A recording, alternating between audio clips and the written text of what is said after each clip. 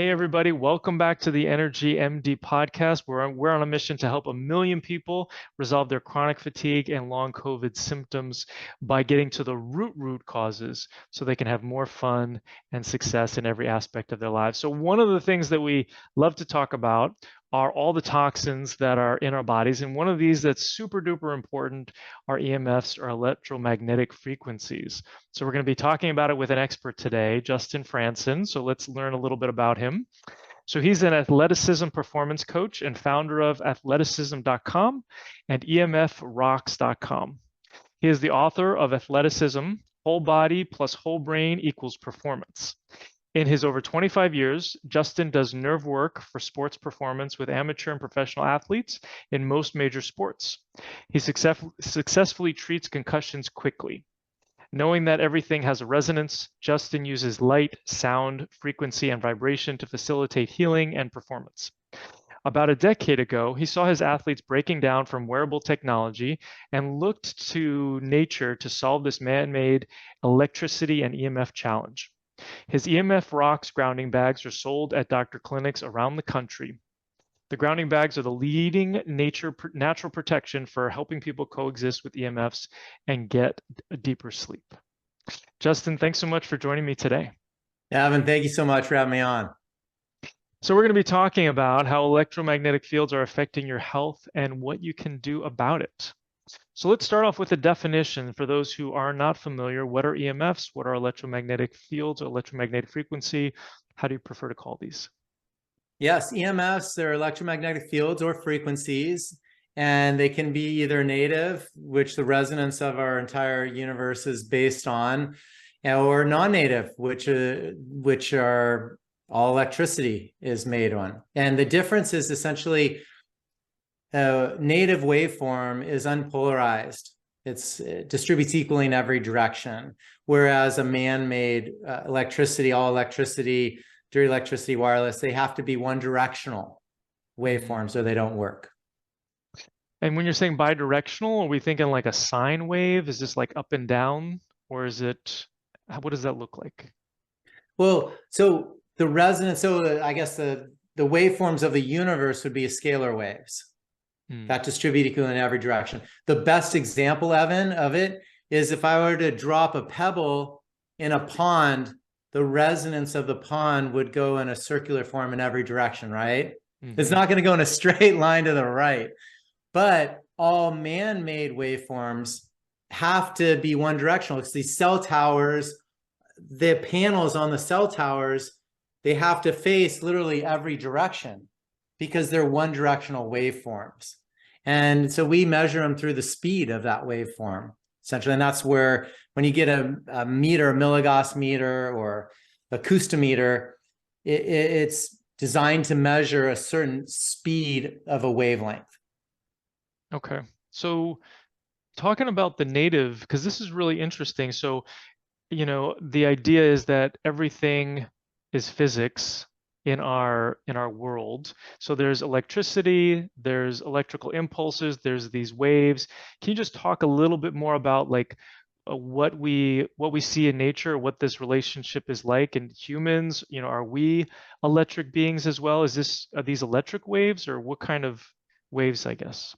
Yeah, electromagnetic, EMFs, electromagnetic waveforms. And that's the framework for our entire universe.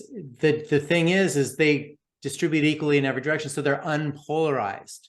So that's the framework of how everything's made, is through that resonance. Now, what I like to term it as is, in our universe, Evan, there's this living collective intelligence matrix where everything is connected. And we're basically one with the universe. But when you introduce a one-directional waveform, it's so disruptive and different. So in our bodies, we have this living collective intelligence or living collective tissue matrix. So we have this coherence, this balance between all the systems, and this interplay of communication through light, which would be electromagnetic waveform, where you would see a healthy person and young and glowing. That's their cells are communicating through light. But when you see an elderly person, they're more pale, their health of their body is deteriorating, and their lifespan is pretty much almost over. And that's the lights dimming in their body. So that's kind of how the universe works and our body works. Let's jump into a little more on the physics side, even at a deeper level. Our environment, and I love to ask people, like, what is our environment? And what I allude to is it's mostly your atmosphere that's around you, is what I like to consider it. And there can be a lot of other components to your environment. But if you're in land, if you're in water, or what have you, but our air is our environment, our atmosphere is our environment. Just as in the ocean, it is a marine life's environment. So the thing is if we pollute our environment, we're going to adapt to it. You pollute the ocean, the dolphins will get sick. So what happens in the air, and we don't typically see the air, so we don't equate that to our environment as much as we should, because you don't see it unless you're in LA and it's all polluted and all. But what the air is basically plasma or ether, and waves and particles travel through that. So through this air in our environment is our means of communicating and connecting this entire intelligence matrix of the entire planet, how we're one with the universe. And then our bodies have their own micro intelligent communication system. So that's kind of how we work with and we're one with the environment. So really we have to understand that difference between man-made versus non-native, and the man-made stuff, or excuse me, the non-native versus native, because the non-native stuff, it's all one directional and it's polarizing. And then the speed of these waveforms are a lot faster of a one directional waveform than what our bodies are designed to restore at as well. Mm-hmm. So when you talk about, us being one with the universe, it sounds kind of woo-woo, but the reality is that this is very much based in physics, right? This is the reality of the situation. This isn't woo-woo stuff. It's not woo-woo. This is pure physics. We're understanding that everything has a resonance, and it all starts from that. You can't have, like Bruce Lipton will talk about, that you can't have the chemistry without the energy. So your health really lies in your chi, in your energy field. And so these incredible doctors and physicians, physics, biologists, some of the top scientists in the fields they can really grasp and understand that concept. It's not so woo-woo. Like the sun's not a one-directional laser dot. Like we wouldn't be here if that were the case. It would burn everything up. We can still see light underneath my hand, right? Well, I'm right at a window right here. So light distributes equally in every direction, and that's because of the refraction but it's from these waves and particles that all happens. So that's a really simplified understanding of a complex term that not many people really even think about or equate it to our health. But for me, being out in nature and being one with the resonance of the earth is probably one of the single most important pillars for health. And I say that because if your body battery loses its polarity, it's really tough to get your energy back. So if your flashlight batteries are dead, it's not going to be a very bright flashlight. So that's why it's number one. And then the other thing is we actually use it as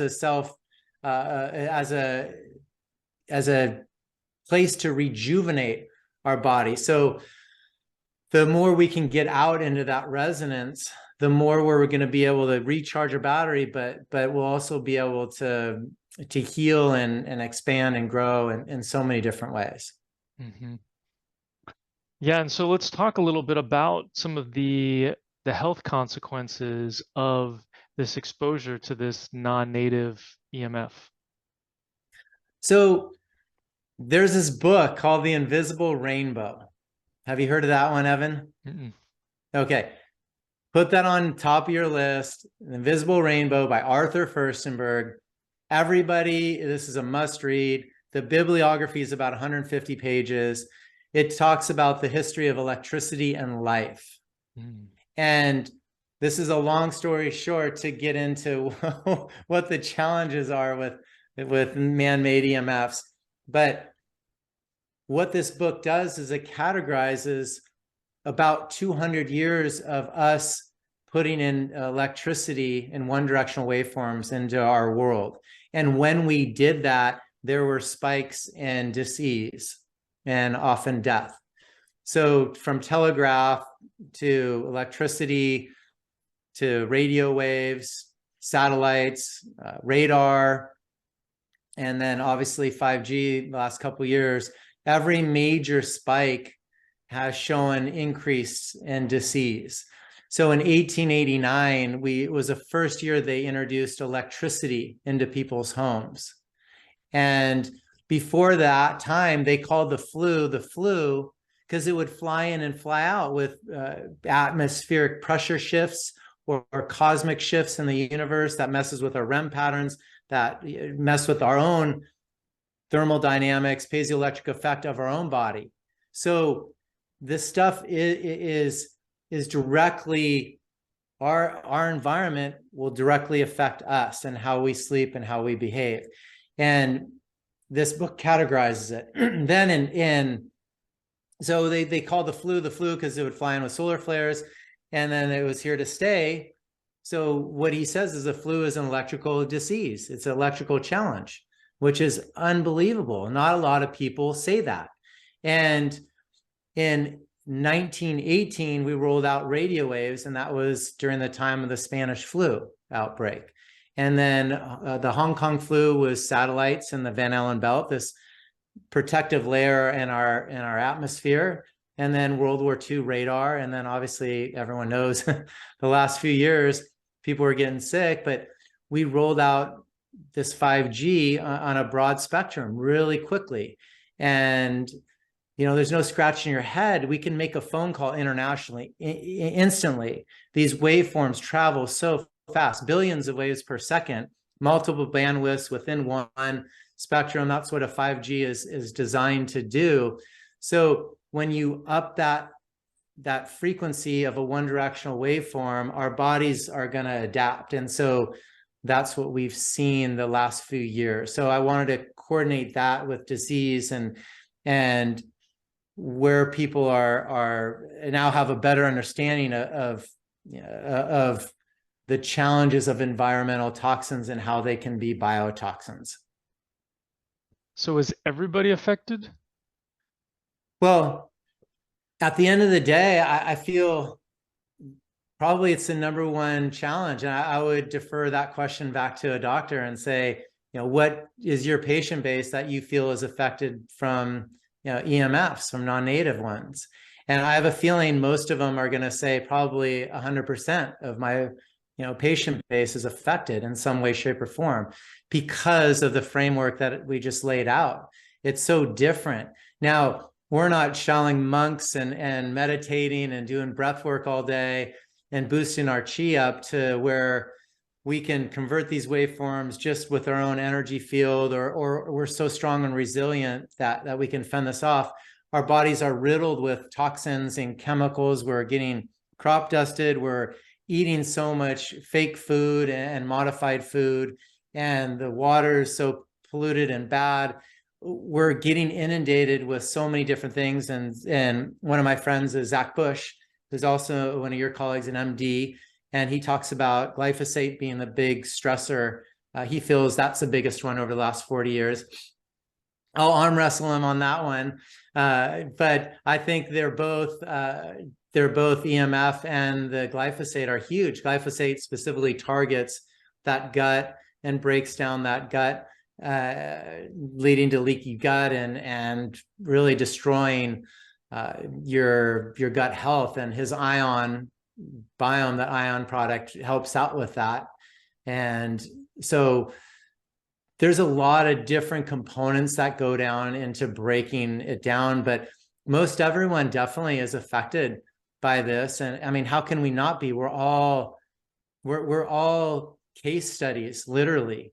And there's not a neutral place where we can go where there's no satellites beaming down, and there's no, you know, cell phones and 5G towers and laptops on our laps. I mean, we can go into nature and maybe find some remote area and get a little reprieve, but we've electrified our entire atmosphere at levels we've never seen before. Yeah, it's pretty disturbing. And so, real quick, and Ibrahim Karim, I don't know if you know that name, but he's the founder of biogeometry, and he'll talk about global warming being the exact reason from the rollout of EMFs and 5G, because it dehydrates us. It dehydrates our environment. It destructures water. The bandwidths that they're rolling out are exact bandwidths of destructuring water. So from a scientific standpoint, I mean, if we're all getting dehydrated and so is our planet, a lot of us are getting affected by it. is that Crane with a C or a K? It's a K. Okay. Kareem. Yeah, Kareem Ibrahim, I believe. Okay. Yeah, it seems like some people are more affected than others. I think we're all Yes. affected probably the same, but some people have more symptoms around it. And my rationale is that the more stuff you got in your body, the heavy metals, chemicals, molds, and infections, they're all increasing the burden on the body, and consequently, you put EMFs on top of that, and people have more symptoms. Has that been your experience, your knowledge as well? Spot on, Evan. Exactly. And what happens is where I'm really seeing it is during the detox phase. And so when people go through heavy detoxes or chelations of heavy metals per se, that's a great example. You get really tired for a couple of weeks. Your body goes into a fatigue. I feel during that phase, the body loses its polarity in a lot of ways. You lose your charge. And so you get into this fatigue zone. When we're clearing out, so there's two ways that I like to detox the body. We start with the external biofield. So Eileen McCusick, if you haven't heard of her, she wrote a book called Electric Body, Electric Health. Love her book. She talks about the body being a body battery, and we get a negative charge from the earth. We pull those electrons in it to recharge us. We get a positive charge from the unpolarized light of the sun.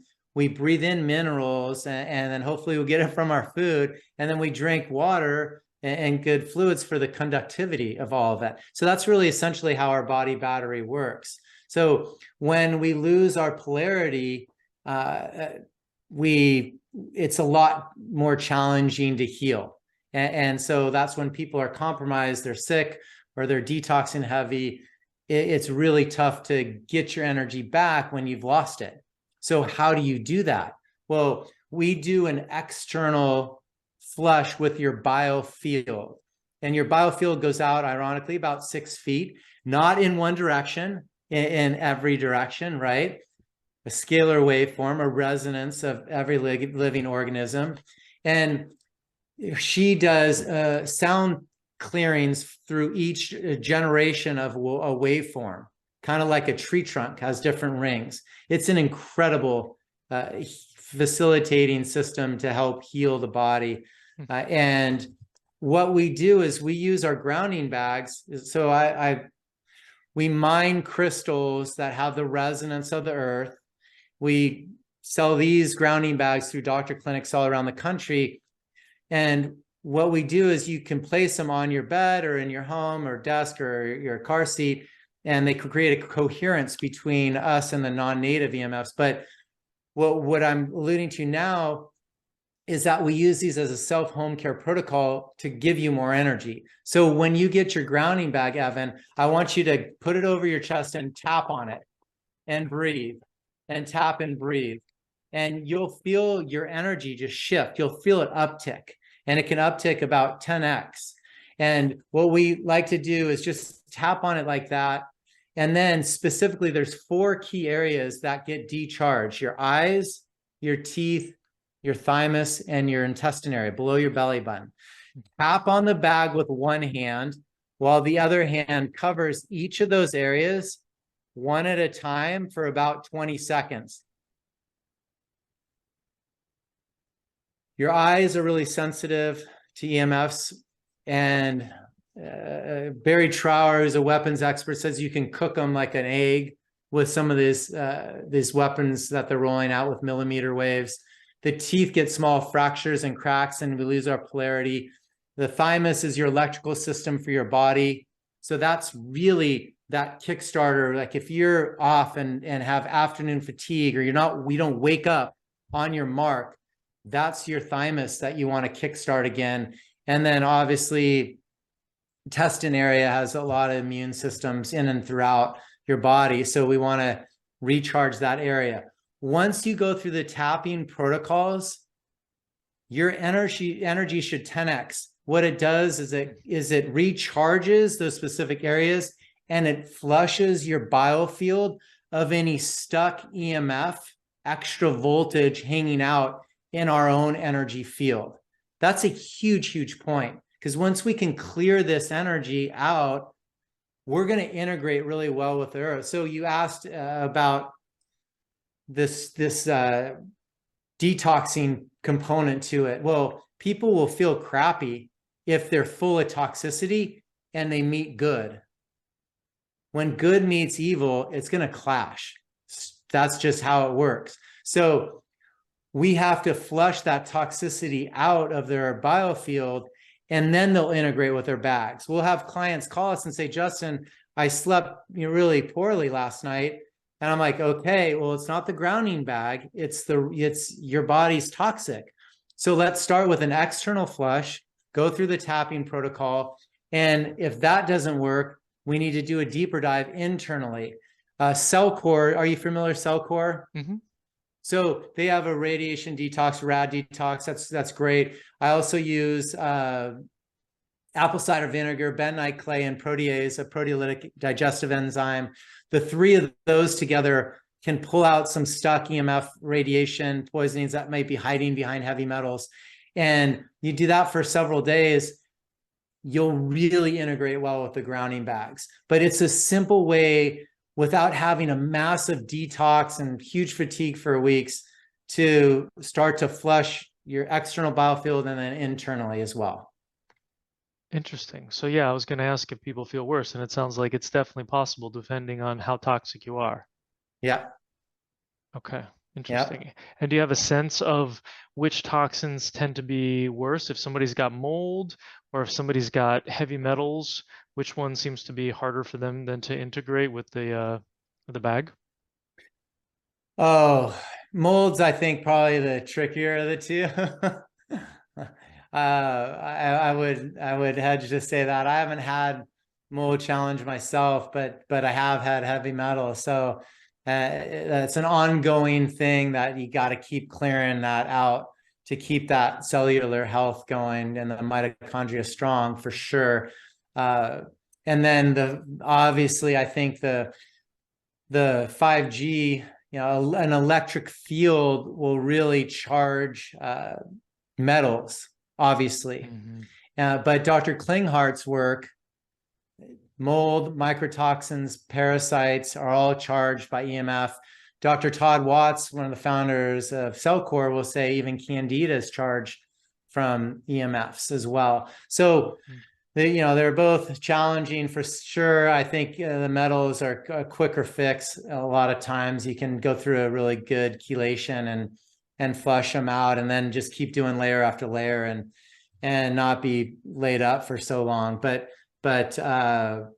again, these EMFs, we're basically an antenna, and there's parts of our body that are even more of an antenna, like women's ovaries.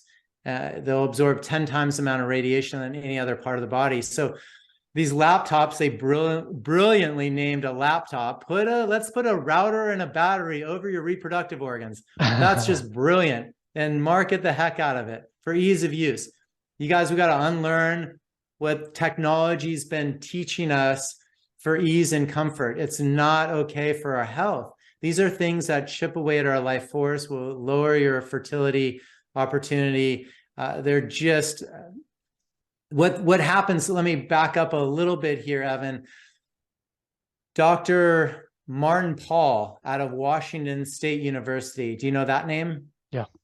He discovered that the voltage-gated calcium channels break down, let positive calcium into a negative cell, and the secondary effect is in turn cell and DNA damage. So this is a huge study and finding. Let's break down that word voltage-gated. I mean, that's the gateway for the energy for those cells. So if that's disrupted from the vibration, even of low-level EMFs, what do you think a faster waveform is going to do to you? So this vibration effect, that's why electricity has been such a long-term stressor on our body, because even though low level causes a vibration that affects us, our mitochondrial health, it's oxidative stress, dehydrates our body. And then what happens is we start to see an array of cognitive challenges. So lack of focus, lack of memory, we have fatigue, anxiety, stress. Wait, did I say fatigue? Fatigue. Okay. And guess what? Why is that fatigue coming? Well, probably because you have your router on all night long and your cell phone next to your bed, and your brain doesn't get into a deep REM sleep. So we don't get into those lower, slower restorative states that we need to replenish our hormones, and it calcifies our pineal gland. So we're not getting that replenishment. So you're going to first see level 1 signs are all cognitive for EMF challenges. So let's talk about solutions. So is it just like one time you grab the grounding bag, you tap on it, you cover the different spots, and then you're good? Right. Yeah. Essentially. Yeah, it's that simple. It's that quick.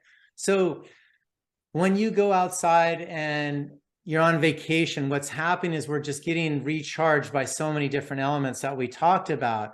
And then this earth has a resonance called the Schumann resonance. It's 7.83 hertz or waves per second. So we're getting in that revving at that speed and that waveform. That's why, yeah, we're not working, so it's a little less stress. But literally, physics-wise and chemistry-wise, our body and our electromagnetic field is recharging during that time frame because we're one with that resonance. And so that's why getting outside and touching a tree and going barefoot, getting into body water is going to help. Now, when we're sleeping, our brainwave states, obviously, you know about the delta and the theta brainwave states. I like to break it down in layman's terms so everyone can understand what a hertz is, and I call it a wave per second. So when you're in a delta to theta, you're 1 or below 1 to 8 hertz or waves per second. It's a really low and slow waveform. When our athletes are in the zone and they're in the flow and they can't miss, even when you're on the basketball court and you're just draining shots, can't miss, give me the ball, your brainwave state's 8 to 12 hertz. You're in an alpha state, 8 to 12, maybe 13 hertz or waves per second. So the Earth 7.83, we rev and sleep 1 to 8, perform 8 to 13. We optimize in that lower and slower bandwidths. These cell phones, 2.45 billion waves per second of a one-directional waveform. So that's going to mess with our systems. That's going to mess with our body and our battery. And so that's where I digressed a little bit, but circling back to how connected we are with the resonance and how disruptive this is, it's so important to understand the science and the physics behind this, because everyone will agree that there's brainwave states and they're really low and slow when we're at different awake phases of our day. So it seems like there's 2 steps here. There's changing our own resonance, but then there's also removing the EMS from our environment. Right, definitely. So what I like to call it as is number one is understand what the stressor is. So identify the stressor, develop proximity protocols, and get grounded by nature, either outside for free or inside with your grounding bag. Like that's really the answer. Because these meters, Evan, milligauss measures 50 to 60 waves per second. A Stetzer electric meter measures 4,000 to 100,000 waves per second. That's the amps to volts. That's a GS units, a Graham Stetzer units, they call it. When his meter, you plug it in the wall. And then the acoustometers are 50 million to billions of waves per second. When I point my one directional wireless meter at my cell phone, it starts screaming. The meter meters out just pointing at my phone. It doesn't even have to be ringing. These phones are just these walking routers that are billions of waves per second. So it's faster than that my meter can even read. So we don't even know the speed of these waveforms that they're deploying. We're just taking telecom's word for it. They're not health departments. They don't care about our health. And the FCC doesn't either. They want more connectivity, get them everywhere, get them on the neighborhoods, put MMW, millimeter wave technology and antennas on everyone's roof without due process. This is what they want to go through to help us stay safe or protect us. I mean, it's the worst thing ever for our health. And so it would have been a lot simpler living, a couple hundred years ago before we rolled out a lot of these waveforms. So it sounds like you're saying that avoidance is not possible. Not anymore. It's proximity protocols and then get grounding protocols. And then within your home, I have our electricity on a switch in our bedrooms that turn off at night. Okay, so I don't turn them off, it's automated. It turns off between X time and X time. All the electricity in our room goes off. Now, we have a timer on an outlet timer for our router. And ideally, hardwire your home would be even better. It's faster, it's safer, it's more reliable. Make sure the wiring in your home's grounded properly and the lower milligauss levels. And then the Stetzer reader should read 50 or below. So make sure it's wired properly. The newer homes have LED lights. They all have transformers in them. That's going to cause lots of static and dirty electricity. Solar on a home will have dirty electricity. So I would avoid solar right now until they figure out how to ground it. Sitting on a battery, correct me if I'm wrong, I've never read that's good for your health. Have you? No. Yeah. So California's got this craze for electric cars. Well, it's the stupidest thing in the world. You have to use the grid to use the car, and you're trying to lower the grid drain, the pull on the grid. Like, it just doesn't make any sense.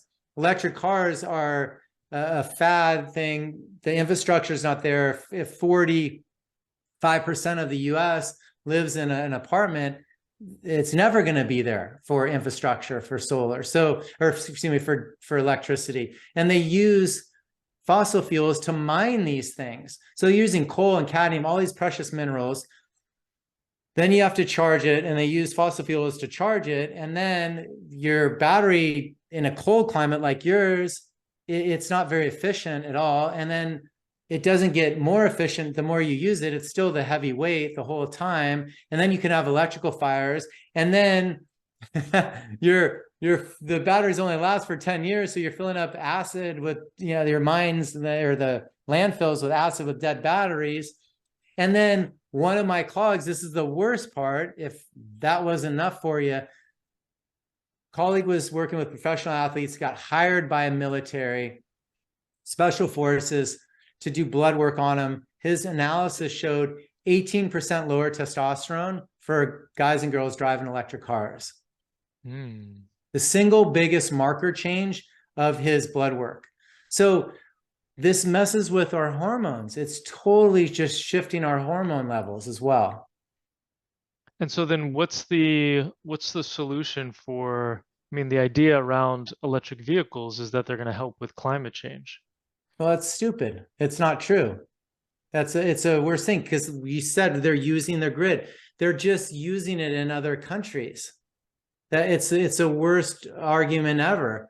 I mean, yeah, the car maybe doesn't emit as much emission when you're driving it, but the entire process to make it, to use it, to charge it, you're using the grid the whole time. And So then you're leaving it with even more pollution, because you're leaving it with massive batteries that are full of acid. right. And so you're talking about, when you say fossil fuels, you're talking about if you're charging the um, the car, it's an equivalent of utilizing gasoline. Yes, definitely. Oh, Yeah, because the interesting. electricity grid uses fossil fuels to get it going. Right. So, and then you're cooking yourself the whole time you're in it, and then your home's using more. You're using the grid. Why do they say stop using your air condition in Southern California during the middle of the summer? Because you're draining the grid. It's too much on the grid. It's too much usage. But yet with a car, they're like, use the grid. I mean, So then what's the transit solution? What do you think? Hydrogen vehicles? What do you think of? yeah, hydrogen would be the best. I Mhm. think hydrogen would be the biggest answer to this whole challenge. But we're some of the vehicle companies are there. I wish more would go into it, and I wish we had better looking hydrogen cars and more charging stations, because that would be the probably the best solution for the environment for sure. And then if not, just drive a fuel efficient car. They're making everything a lot cleaner now, so our bodies and our system can flush a lot of heavy metals, but this EMF stuff's a little different. Yeah, it kind of shifts things a whole different way. But our bodies are designed to drain and flush stuff. So again, if you go back to what Ibrahim Karim is saying, it's not as much as a carbon footprint as the EMF footprint for global warming. Mm-hmm. Interesting. Yeah, I've had people on about heavy metals, and they say the heavy metals is the most important issue, and then you have the EMF guy on, and he says EMFs are the most important issue. So they're all important, and they all interact, and they're all important to get out of our bodies. Um, so what if I drive my electric car with my grounding bag on my lap? Yes. So the cool thing with the way this physics thing works is you can convert a one-directional waveform into something that is unpolarized, distributes equally in every direction, and our bodies accept. And that's what nature provides for us. And we do that with the grounding bags for sure. So we have clients that are obsessed with their Tesla. They won't get rid of it. So I'm like, okay, well, let's put 7 grounding bags. And literally we require 7 behind the driver's seat to create that coherence, because you're sitting on, like, I don't know how many massive batteries underneath Right. the whole floorboard, right? That's a lot. So we need more of the mass of the mind to create more of a resonance, to create that coherence. And so in a home with solar, 7 grounding bags will clear 2,000 square feet. In a regular home, 5. And then in an electric car, 7 behind the driver's seat will clear that. We also recommend 1 grounding bag on or under each bed, desk, or car seat. If it's a regular car, you just would use 1 underneath it. But all these new cars, Evan, they're all EMF'd out. There's like 8 computers, or at least in every new car. So everything's teched out. The whole front dashboard's milligauss with screens bigger than my computer screen. Right. I mean, it's crazy. So it's not just electric cars, but I think the electric cars get a huge a notch up on them because of you're sitting on a massive battery. Right. Yeah, it's definitely a major problem. And so then, and you talked a little bit about solar and how solar, and you talked a little bit about the Stetzer stuff. So if somebody's got solar on their homes, is it going to show up on a Stetzer meter? Oh yeah. Every home that I've metered, Dave Stetzer made this meter. It's so cool. You plug it in the wall. And it's supposed to be, I think, 50 or below. And are you going to grab one? I'm gonna grab mine. Yeah, they're awesome. What does yours read in your home? I just put in a bunch of capacitors, so right now it's about 50, but I do have solar panels. So I was gonna ask you if I'm doing pretty good, if I got solar panels, if I'm still at 50. If you're the first home, well, that I've ever used that with, that I've read, that's not 800 or higher. Well, I definitely had some outlets that were incredibly high in the multiple thousands, but Yeah. putting in the capacitors around the home has brought it all down. And did you use the Stetzer Electric plug-in ones, I the did. filters? Yeah. Awesome. Yeah, so he can drive that down. They're clunkier and bigger, but that's fantastic.